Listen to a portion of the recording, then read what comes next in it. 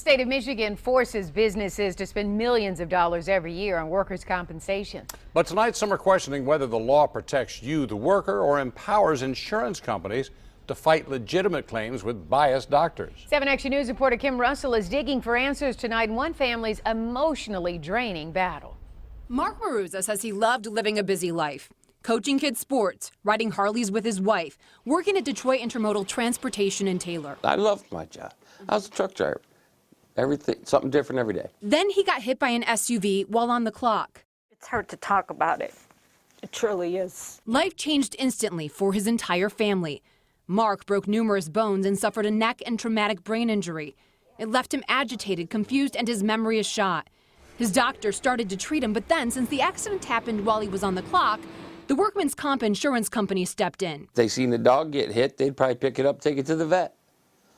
But not me. His attorney says it took Blue Cross Blue Shield subsidiary, the Accident Fund Insurance Company, 2 years to approve surgery to treat his neck injury. Was it that long? It was. No, I think it was a few months. All Mark remembers is pain. It's just hard, hurt every minute of the day.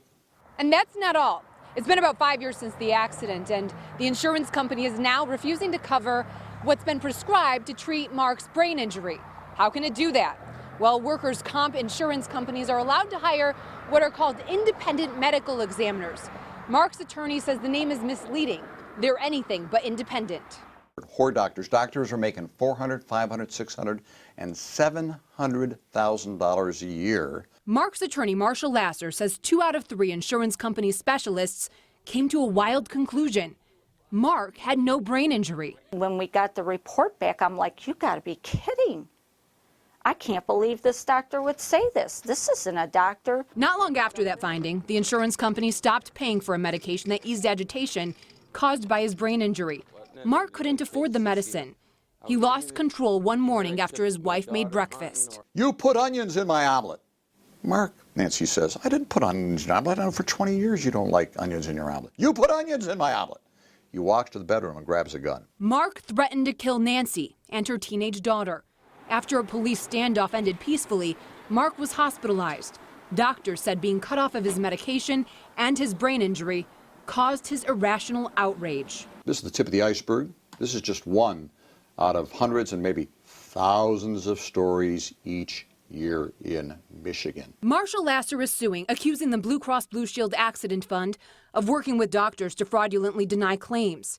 He says the law bans patients from investigating such fraud in court. He says the state forces employers to buy workers' compensation insurance.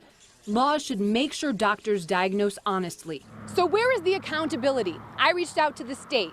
I was told it's not the state's job to make sure doctors are credible. It relies on professional licensing boards to do that. An attorney for an IME doctor told me the accountability is in the court system. A judge will hear Mark's case, but Mark's lawyer says in the meantime, he's suffering. If you steal a candy bar from the store, you're going to go to jail. But if an insurance company systematically and their doctor allies steal millions and millions and millions of doctors from injured people, nothing happens in Michigan.